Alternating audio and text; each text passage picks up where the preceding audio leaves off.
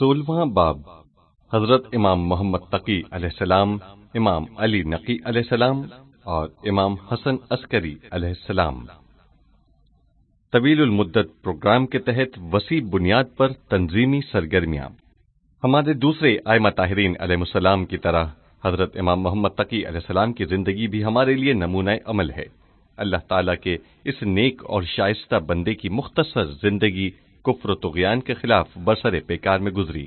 آپ نوجوانی میں ہی منصب امامت پر فائز ہوئے اور اپنی پوری زندگی اللہ تعالیٰ کے دشمنوں سے جہاد کرتے رہے، اور 25 سال کی عمر میں آپ کا وجود مبارک دشمنوں کے لیے ناقابل برداشت ہو گیا اور آپ کو زہر دے کر شہید کر دیا گیا۔ جس طرح ہمارے دیگر ائمہ اطہار علیہ السلام میں سے ہر ایک نے اپنے جہاد کے ذریعے اسلام پر افتخار تاریخ میں ایک نئے باب کا اضافہ کیا، امام علی نقی نے بھی اپنے عمل کے ذریعے جہاد کر کے ہمارے لیے ایک درس دیا ہے، اور وہ درس یہ ہے کہ جب کبھی منافقین اور ریاکاروں سے واسطہ پڑ جائے تو ہمیں ہمت سے کام لیتے ہوئے انتہائی ہوشیاری کے ساتھ مومنین کو اس سے باخبر کرنا، انہیں دشمنوں کے ساتھ مقابلے کے لیے تیار اور آمادہ کرنا ہے۔ اگر دشمن کھلے عام اپنی دشمنی کا اظہار کرے اور ریاکاری کا مظاہرہ نہ کرے تو پھر اس سے نمٹنا آسان ہوتا ہے، لیکن اگر کبھی دشمن مامون عباسی کی طرح اپنے چہرے پر تقدس کا نقاب ڈال کر اسلام کی باتیں کرنے لگے تو پھر لوگوں کے لیے ایسے دشمن کی پہچان مشکل ہو جاتی ہے۔ ہمارے زمانے میں بلکہ پوری تاریخ میں طاقتور لوگوں کی یہی کوشش رہی ہے کہ جب وہ سامنے آ کر مقابلہ کرنے سے عاجز ہوں تو پھر ریاکاری اور منافقت سے کام لیتے ہیں۔ حضرت امام علی رضا اور امام محمد تقی علیہ السلام نے ہمیشہ یہ کوشش کی کہ مامون کے چہرے سے ریاکاری اور منافقت کے پردے کو اتار پھینک دیا جائے، اور وہ اپنے مقصد میں کامیاب بھی ہوئے۔ یہ بزرگوار مقاومت کی نشانی اور علامت ہیں۔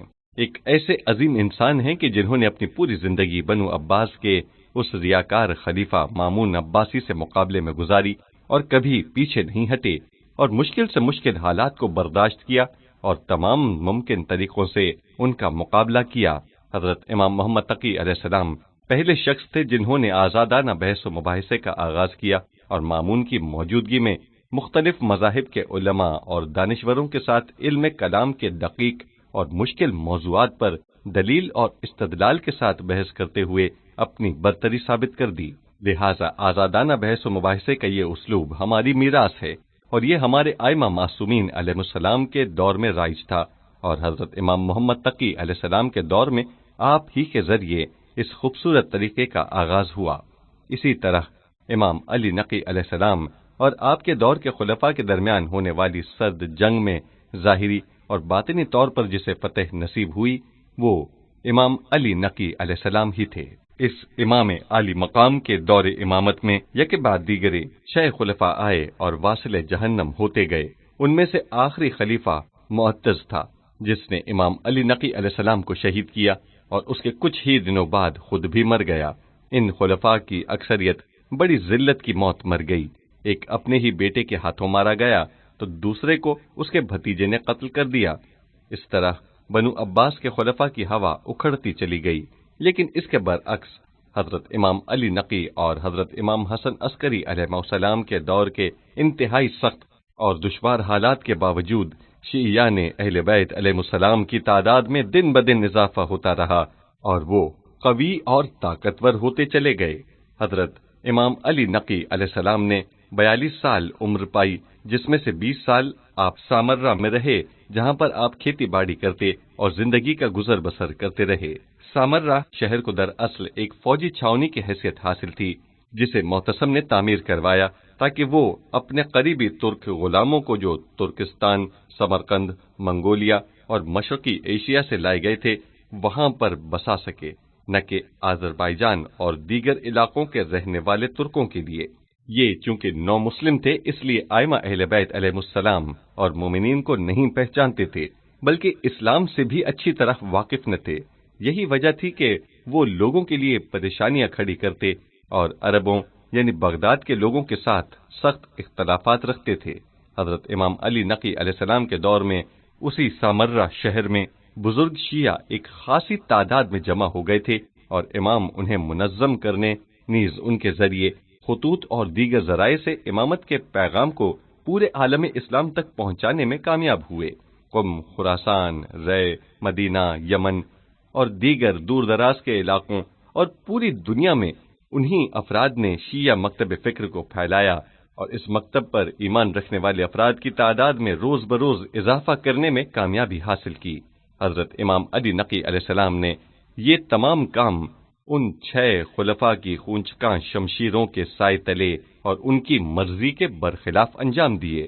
حضرت امام علی نقی علیہ السلام کی شہادت کے بارے میں ایک معروف حدیث ہے جس کی عبارت سے پتہ چلتا ہے کہ سامرہ میں اچھی خاصی تعداد میں شیعہ اس طرح اکٹھا ہو گئے تھے کہ دربار خلافت انہیں پہچان نہیں پاتا تھا، کیونکہ اگر وہ انہیں پہچان جاتا تو ان سب کو تہہ تیغ کر دیتا، لیکن چونکہ ان افراد نے اپنا ایک مضبوط نیٹ ورک بنا لیا تھا، اس لیے تخت خلافت بھی ان لوگوں کی شناخت نہیں کر سکتا تھا۔ ان عظیم شخصیات آئمہ علیہم السلام کی ایک دن کی سعی و کوشش برسوں کا اثر رکھتی تھی۔ ان کی مبارک زندگی کا ایک دن برسوں تک کام کرنے والے ایک گروہ کی کارکردگی سے زیادہ معاشرے پر اثر ڈالتا تھا۔ آئمہ اطہار علیہم السلام نے اس طرح دین کی حفاظت کی، ورنہ جس دین کے علم بردار متوکل، معتز، معتصم اور مامون جیسے افراد ہوں اور جس کے علماء یحییٰ بن اقسم جیسے لوگ ہوں جو دربار خلافت کے عالم دین کہلانے کے باوجود انتہائی درجے کا فاسق و فاجر آدمی تھا، ایسی صورتحال میں دین کو تو بالکل بچنا ہی نہیں چاہیے تھا اور انہی ابتدائی ایام میں اس کی بیخ کنی ہو جانی چاہیے تھی، اس کا خاتمہ بخیر ہو جانا چاہیے تھا۔ مگر آئمہ طاہرین علیہ السلام کی اس جد و جہد اور سعی و کوشش نے نہ صرف تشیع بلکہ قرآن، اسلام اور دینی تعلیمات کا تحفظ کیا۔ یہ ہے خدا کے خالص مخلص بندوں اور اولیاء خدا کی خصوصیت۔ اگر اسلام میں ایسے کمر بستہ افراد نہ ہوتے تو 1200-1300 برسوں کے بعد اسے حیات نو نہ ملتی اور وہ اسلامی بیداری پیدا کرنے میں کامیاب نہ ہوتا، بلکہ اسے دھیرے دھیرے ختم ہو جانا چاہیے تھا۔ اگر اسلام کے پاس ایسے افراد نہ ہوتے جنہوں نے پیغمبر اسلام صلی اللہ علیہ وآلہ وسلم کے بعد ان عظیم اسلامی تعلیمات کو انسانی ذہنوں اور اسلامی تاریخ میں زندہ و جاوید کر دیا، تو اسلام ختم ہو جاتا اور اس کی کوئی چیز بھی باقی نہ رہتی، اور اگر کچھ بچ بھی جاتا تو اس کی تعلیمات میں سے کچھ بھی نہیں بچتا۔ یہودیت اور عیسائیت کی طرح کہ اب ان کی اصل تعلیمات میں سے تقریباً کچھ بھی باقی نہیں بچا ہے۔ قرآن مجید کا صحیح و سالم باقی رہ جانا، حدیث نبوی کا باقی رہ جانا، اتنے سارے احکام اور تعلیمات کا باقی رہ جانا اور اسلامی تعلیمات کا 1000 سال بعد انسان کی وضع کردہ تعلیمات سے آگے بڑھ کر اپنے آپ کو منوانا کوئی معمولی بات نہیں، بلکہ انتہائی غیر معمولی بات ہے جو مجاہدت کے ساتھ انجام پائی ہے۔ البتہ اس عظیم کام کی راہ میں ظلم و ستم کا شکار ہونا، اسیر ہونا اور قتل ہونا بھی عام بات تھی، تاہم ائمہ اہل بیت علیہ السلام کے لیے یہ کوئی اچنبھے کی بات نہ تھی۔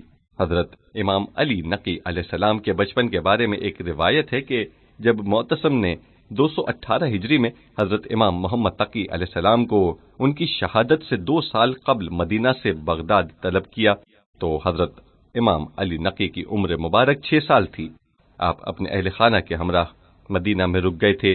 جب امام محمد تقی علیہ السلام کو بغداد میں لایا گیا تو معتصم نے آپ کے اہل خانہ کے بارے میں تحقیق کی، اور جب اسے پتا چلا کہ آپ کے بڑے فرزند علی بن محمد کی عمر 6 سال ہے تو اس نے کہا، یہ خطرناک بات ہے، ہمیں اس کی کوئی چارہ جوئی کرنی چاہیے۔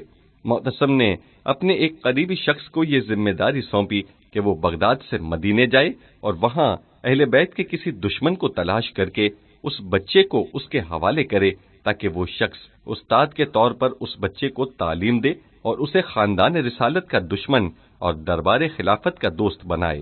وہ شخص بغداد سے مدینے آیا اور الجنیدی نامی ایک عالم کو، جو اہل بیت علیہ السلام کے بہت بڑے مخالفین اور دشمنوں میں سے تھا، اور اس قسم کے علماء اس وقت مدینے میں موجود تھے، اس کام کے لیے مامور کیا اور اس سے کہا کہ مجھے یہ ذمہ داری سونپی گئی ہے کہ تمہیں اس بچے کا استاد مقرر کروں تاکہ تم کسی کو اس سے ملنے جلنے نہ دو اور اس کی ویسی پرورش کرو جیسی ہم چاہتے ہیں۔ उस शख्स का नाम यानी अल-जुनैदी तारीख में दर्ज है। उस वक्त हजरत इमाम अली नकी अलैहिस्सलाम की उम्र, जैसा कि मैंने पहले अर्ज किया, 6 साल थी और मामला हुकूमत का था।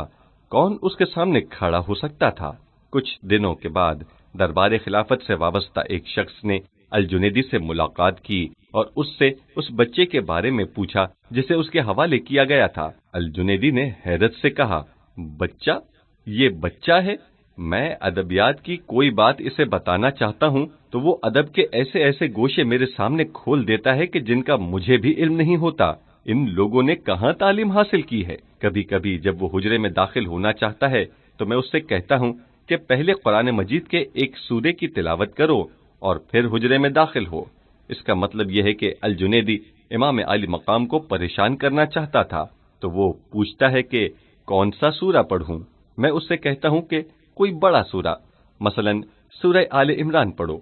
वो बच्चा पूरा सूरा पढ़ता है और उसके मुश्किल अल्फाज के मानी भी मुझे बताता है। ये लोग आलिम हैं, हाफिज कुरान हैं, कुरान मजीद की तावील और तफसीर के आलिम हैं, और तुम कह रहे हो बच्चा? ये लड़का जो बज़ाहिर बच्चा है लेकिन वली अल्लाह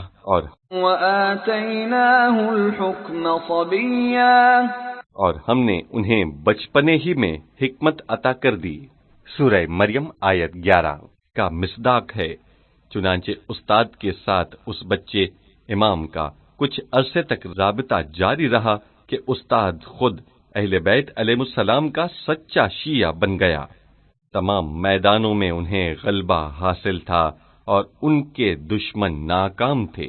दैबल खुजाई, गुलिस्तान सादी, बाब सोम, जिसकी बनु अब्बास के खुलफा में से किसी के साथ नहीं बनती थी, उसने अपने अशार के जरिए उनकी मट्टी पलीद कर रखी थी और उनमें से हर एक के बारे में तारीख में एक सनद छोड़ी है। वो मोतसम अब्बासी के बारे में अपने एक शेर में कहता है कि हमने तो किताबों में पढ़ा था कि बनु अब्बास के 7 खुलफा होंगे और अब 8वें की बात करते हैं। ये 8वां खलीफा कौन है? क्या वो असहाबे कहफ की तरह हैं कि जिनका 8वां उनका कुत्ता था? इसके बाद वो कहता है, तुम कहाँ, वो कुत्ता कहाँ? उस कुत्ते से तो कोई गुनाह सरजद नहीं हुआ था, जबकि तुम सर से पैर तक गुनाहों से आलूदा हो।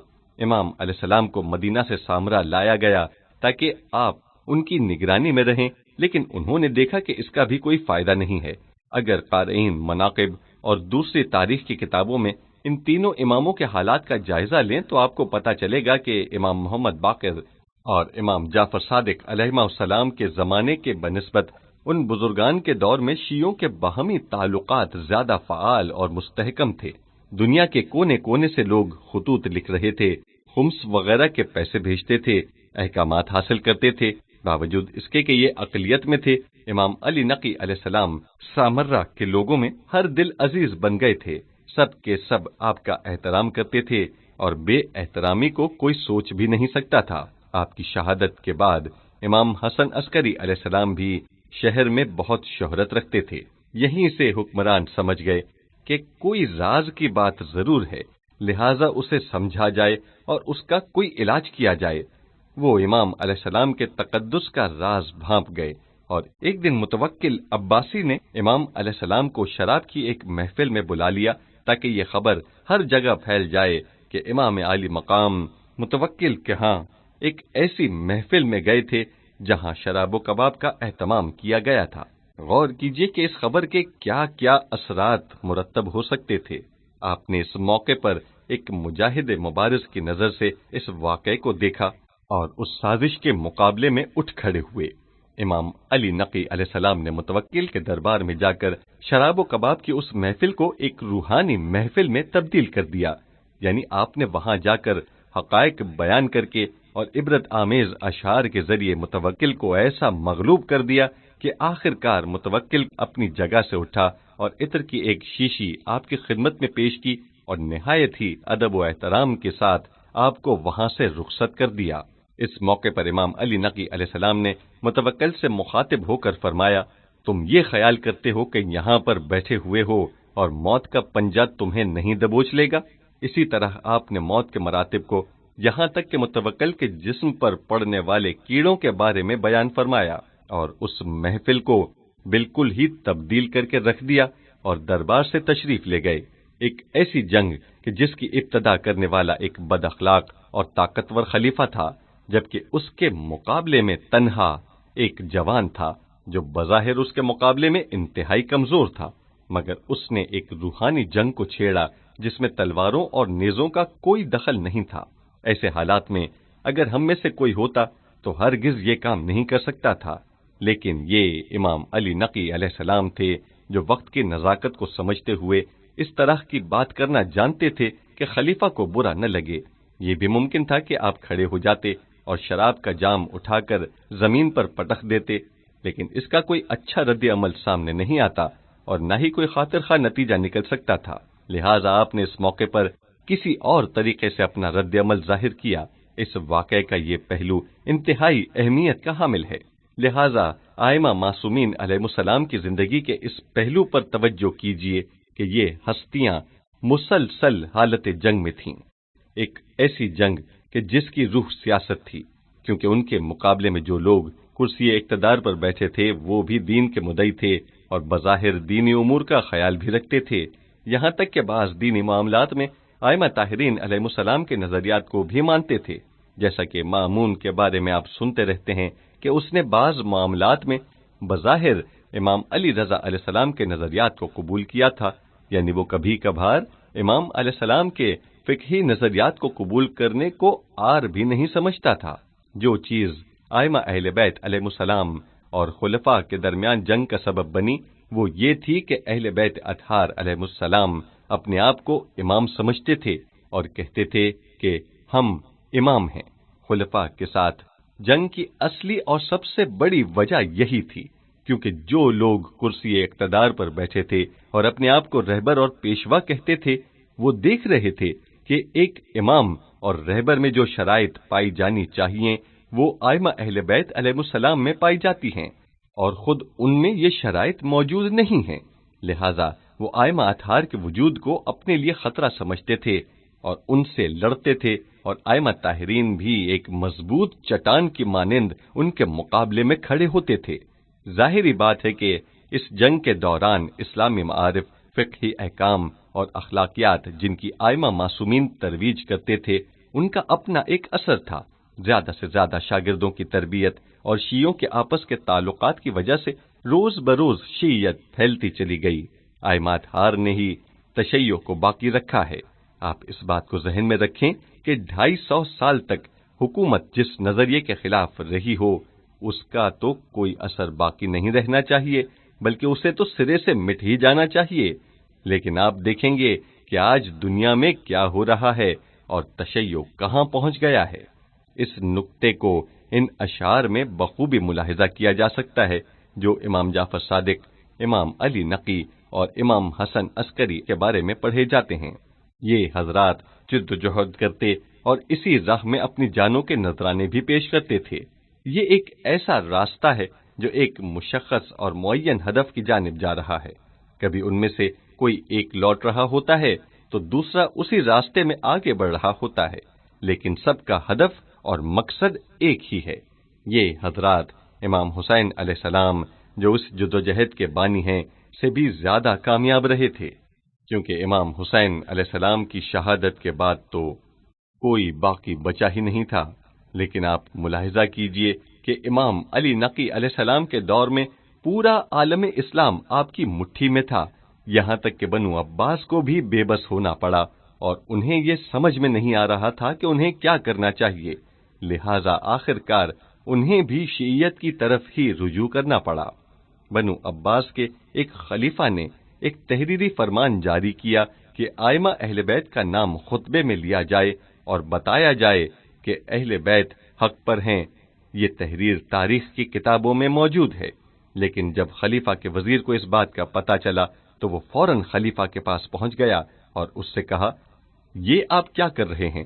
یہ کہنے کی جرت نہیں کر سکا کہ اہل بیت حق پر نہیں ہیں، بلکہ یہ کہا، اس وقت تبرستان اور دیگر علاقوں میں کچھ لوگوں نے اہل بیت کے نام پر قیام کر رکھا ہے، اگر تمہاری یہ بات ان لوگوں تک پہنچ جائے تو وہ لشکر بنا کر تمہاری جان کے پیچھے پڑ جائیں گے۔ خلیفہ نے جب دیکھا کہ یہ صحیح کہہ رہا ہے تو کہا حکم نامے کا اعلان نہ کیا جائے، یعنی یہ لوگ اپنی حکومت سے ڈرتے تھے، اگر عقیدہ قبول بھی کر لیتے تھے تو دنیا اور سلطنت کی محبت خود ان کے اور ان کے قلبی اعتقاد کے درمیان حائل ہو جاتی تھی۔ یہ کہ ان بزرگواروں نے انتہائی غریب الوطنی کے عالم میں زندگی گزاری ہے، حقیقت میں بھی ایسا ہی ہے، کیونکہ مدینہ سے دور، خاندان سے اور اپنے وطن سے دور، اور ان لوگوں حکمرانوں کے ساتھ ان تینوں امام یعنی امام محمد تقی علیہ السلام سے لے کر حضرت امام حسن عسکری علیہ السلام کی زندگیوں میں ایک اور نقطہ بھی پایا جاتا ہے، وہ یہ کہ جتنا ہم حضرت امام حسن عسکری علیہ السلام کی زندگی کے آخری حصے کی طرف آگے بڑھ رہے ہیں، ان بزرگواروں کی غربت میں اضافہ ہوتا ہوا دکھائی دیتا ہے، جبکہ امام محمد باقر علیہ السلام اور امام جعفر صادق علیہ السلام کے مقابلے میں ان تینوں اماموں کے دور میں تشیع کا دائرہ تقریباً 10 گنا وسیع ہو چکا تھا، اور یہ ایک عجیب بات ہے۔ شاید حکمرانوں کی طرف سے انہیں دباؤ میں رکھنے کی بنیادی وجہ بھی یہی تھی۔ حضرت امام علی رضا علیہ السلام کا ایران کی طرف سفر اور خراسان آمد بھی اس سلسلے کی کڑی تھی۔ شاید آپ سے جن چیزوں کا محاسبہ کیا گیا وہ یہی چیز تھی، کیونکہ اس سے پہلے شیعہ منتشر تھے اور ان کے آپس میں کوئی روابط اور تعلقات نہیں تھے، جس کی وجہ سے وہ نا امیدی کی زندگی گزار رہے تھے، اور خلفاء کی حکومت کا دائرہ کار ہر جگہ موجود تھا، جبکہ اس سے پہلے ہارون رشید کی فرعونی حکومت تھی۔ حضرت امام علی رضا علیہ السلام جب خراسان کی طرف تشریف لا رہے تھے تو جہاں جہاں سے آپ کا گزر ہوا وہاں آپ نے لوگوں کو علم، عظمت و بزرگی، صدق و نورانیت کے وہ جوہر دکھائے کہ انہوں نے اس سے پہلے کسی ایسی شخصیت کو دیکھا ہی نہ تھا، کیونکہ اس سے پہلے کتنے شیعہ ایسے ہوں گے جنہوں نے خراسان جا کر مدینہ میں امام جعفر صادق علیہ السلام سے ملاقات کی ہوگی، لیکن اس طویل سفر کے دوران لوگوں نے نزدیک سے امام علی رضا علیہ السلام کو دیکھا تو یہ ان کے لیے ایک عجیب بات تھی۔ یوں لگ رہا تھا جیسے وہ پیغمبر خدا کو دیکھ رہے ہوں۔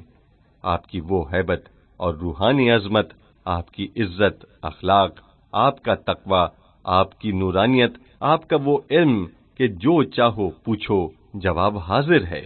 خلاصہ یہ کہ لوگوں نے آج تک کسی ایسی شخصیت کو دیکھا ہی نہیں تھا جس نے لوگوں کے اندر ایک ولولہ پیدا کر دیا ہو۔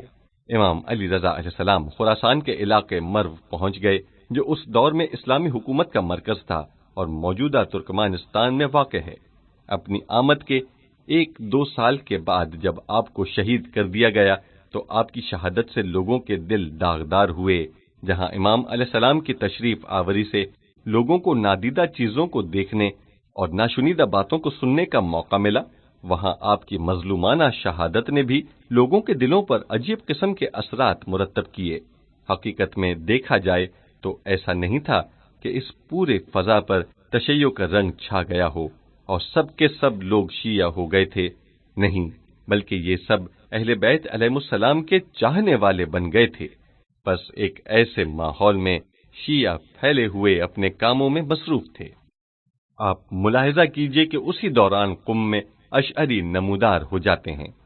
یہ یہاں کیوں آئے؟ یہ تو عرب ہیں۔ یہ لوگ اچانک قم پہنچے اور انہوں نے علم حدیث اور معارف اسلامی کا درس سے تدریس شروع کر دیا اور قم کو اپنا مرکز بنا لیا۔ اسی طرح شہر رے میں بھی شیخ یعقوب کلینی جیسے لوگ پیدا ہو جاتے ہیں۔ ابو جعفر محمد بن یعقوب کلینی رازی المعروف شیخ کلینی، جو اصول کافی کے مؤلف ہیں، انہوں نے 3 صدی ہجری کے دوسرے اور 4 صدی ہجری کے پہلے حصے میں زندگی گزاری ہے اور 329 ہجری میں وفات پا گئے۔ اس کے بعد بھی یہ تحریک یوں ہی جاری رہی۔ آپ دیکھیے کہ شیخ صدوق ہرات اور خراسان اور دیگر مقامات تک چلے گئے تاکہ شیعہ احادیث کو جمع کر سکیں۔ ابو جعفر محمد بن علی بن بابو یا قمی المعروف شیخ صدوق کا شمار 4 صدی ہجری کے معروف شیعہ فقہا میں ہوتا ہے۔ آپ 306 ہجری کو قم میں پیدا ہوئے۔ مکتب تشیع کی کتب اربعہ میں سے دوسری کتاب من لا یحذر الفقیہ آپ ہی کی تالیف ہے۔ اس عظیم الشان عالی قدر فقیہ نے 382 ہجری کو شہر رے میں وفات پائی۔ یہ انتہائی اہم بات ہے کہ شیعہ محدثین خراسان میں کیا کر رہے تھے۔ اسی طرح شیعہ محدثین کا سمرقند میں کیا کام تھا؟ سمرقند میں کون ہیں؟ شیخ عیاشی سمرقندی۔ محمد بن مسعود عیاشی سمرقندی کا شمار 3 صدی ہجری کے اواخر اور 4 صدی ہجری کے ابتدائی حصے کے شیعہ علماء اور مفسرین میں ہوتا ہے۔ یہ اسی شہر میں رہتے تھے، اسی لیے تو کہا گیا ہے ان کا گھر شیعہ حضرات، علماء اور دانشوروں کا محل اجتماع تھا۔ رجال النجاشی صفحہ 372۔ یہ بات شیخ کشی کے بیانات میں موجود ہے۔ محمد بن عمرو بن عبدالعزیز المعروف شیخ کشی، جس کی کنیت ابو عمرو ہے، جس کا تعلق 4 صدی ہجری کے درمیانی حصے کے مشہور و معروف علماء اور علم رجال و حدیث کے اساتذہ اور شیعہ محدثین میں ہوتا ہے۔ شیخ کشی خود سمرقند کے رہنے والے تھے۔ بنابر این امام علی رضا علیہ السلام کی تحریک اور بعد از آن آپ کی مظلومانہ شہادت نے یہ کام کر دیا کہ ائمہ اطہار کو ایک ایسا ماحول فراہم ہوا، اور ائمہ معصومین علیہ السلام نے بھی اس ماحول سے بھرپور استفادہ کیا۔ ائمہ اطہار نے لوگوں کو جو خطوط لکھے ہیں یا ائمہ کے ہاں لوگوں کا جو آنا جانا رہا، یہ سب کچھ بغیر کسی پروگرام کے نہیں ہوا، بلکہ یہ ائمہ اطہار کی تحریک کی خفیہ سرگرمیوں کا حصہ تھا۔ ورنہ اگر یہ سب کھلے عام ہوتا تو حکومتی کارندے انہیں گرفتار کرتے اور ان کے ہاتھ پاؤں کاٹ دیتے۔ متوکل عباسی جیسا ظالم و جابر شخص جس نے لوگوں کو کربلا جانے سے منع کر رکھا تھا، کیا وہ لوگوں کو آرام سے امام علیہ السلام کی خدمت میں حاضر ہو کر اپنے مسائل کا حل دریافت کرنے اور آپ کے جوابات سے لوگوں کو مطلع کرنے کی اجازت دیتا؟ کیا وہ لوگوں کو امام علیہ السلام کی خدمت میں اپنے وجوہات شرعیہ کو پہنچانے اور ان کی رسید حاصل کر کے لوگوں تک پہنچانے کی اجازت دیتا؟ یہ تمام باتیں ان تینوں اماموں کی عظیم تبلیغی اور تعلیماتی نیٹ ورک کے وجود کا ثبوت ہیں۔ حضرت امام علی رضا علیہ السلام کی شہادت کے بعد سے لے کر حضرت امام حسن عسکری علیہ السلام کی شہادت تک ایسے ایسے کام ہوتے رہے۔ حضرت امام علی نقی اور امام حسن عسکری علیہ السلام اسی سامرہ شہر میں، جو در حقیقت ایک فوجی چھاونی تھا، کوئی ایسا بڑا شہر نہ تھا بلکہ ایک نیا دارالحکومت تھا۔ سرہ من رائی، دیکھنے والوں کو خوش کرنے والا، اس سے مراد سامرہ ہے، جہاں پر وزراء، رؤساء اور حکومتی اہلکاروں کے علاوہ اتنے لوگ موجود تھے جن کی حکومتی اہلکاروں کو ضرورت تھی۔ پورے عالم اسلام کے لوگوں سے اپنے قریبی تعلقات برقرار کرنے میں کامیاب ہوئے تھے۔ جب ہم ائمہ معصومین علیہ السلام کی زندگی کے مختلف پہلوؤں کا جائزہ لیتے ہیں تو سمجھ سکتے ہیں کہ وہ کیا کرتے تھے۔ وہ صرف نماز روزہ کے مسائل بیان کرنے اور طہارت اور نجاسات کے حوالے سے سوالات کا جواب دینے پر اکتفا نہیں کرتے تھے، بلکہ وہ اپنے آپ کو لفظ امام کا اصلی مصداق سمجھتے ہوئے لوگوں کے ساتھ گفتگو کیا کرتے تھے۔ میری نظر میں دوسرے پہلوؤں کے ساتھ ساتھ یہ پہلو زیادہ توجہ کا حامل ہے۔ آپ دیکھیے کہ حضرت امام علی نقی علیہ السلام کو مدینہ سے سامرہ بلا کر جوانی ہی میں، یعنی 42 سال کی عمر میں شہید کر دیا جاتا ہے۔ اسی طرح امام حسن عسکری علیہ السلام 28 سال کی عمر میں شہید کر دیے جاتے ہیں۔ یہ سب کچھ اس بات کا واضح ثبوت ہے کہ ائمہ معصومین اور ان کے پیروکاروں اور شیعوں کی تنظیمی سرگرمیاں پوری تاریخ میں جاری و ساری رہی ہیں۔ یہی وجہ ہے کہ حکومتی اہلکار ہمیشہ چوکس رہتے تھے، لیکن اس کے باوجود ائمہ اطہار اپنے مقصد میں کامیاب رہے ہیں، یعنی وہ اپنی تمام تر مظلومیت کے باوجود عظمت کے مالک رہے۔ کسی بھی زمانے میں شیعوں کے تعلقات اور پورے عالم اسلام میں شیعہ تنظیم ان تینوں اماموں کے زمانے کی طرح نہیں پھیلی۔ وکلا اور نوابوں کی موجودگی اور وہ داستانیں جو حضرت امام علی نقی اور امام حسن عسکری علیہ السلام کے حوالے سے بیان کی جاتی ہیں، مثلا یہ کہ جب کوئی شخص پیسے لے کر آیا تو امام نے معین کر دیا کہ انہیں کیا کرنا چاہیے، وہ بھی اس بات پر دلالت کرتی ہیں۔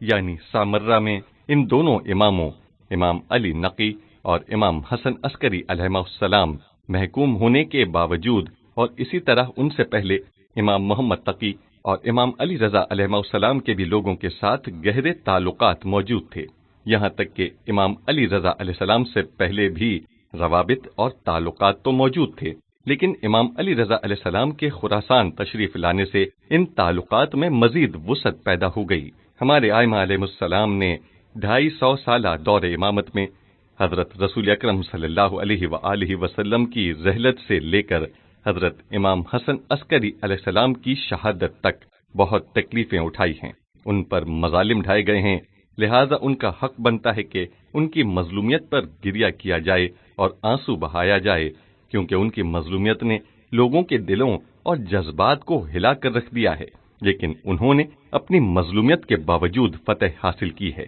ان میں سے ہر ایک امام نے اپنے مد مقابل پر غلبہ حاصل کیا ہے۔